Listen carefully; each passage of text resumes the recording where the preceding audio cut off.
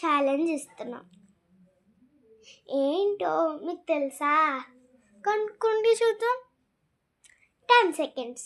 1 2 3 4 5 6 7 8 9 10 అయిపోయాయి. మీరు కనుక్కున్నారో లేదో ఒక్కసారి కామెంట్లో పెట్టేయండి. పెట్టేసే ఉంటారు కామెంట్లో. సో సరే, తెలుసుకున్నవారు పెట్టేయండి. నా పేరేంటో ఫస్ట్ కనుక్కొని చెప్పండి. సెకండ్, నా పేరేంటో ఫస్ట్ కనుక్కొని కామెంట్లో చెప్పండి.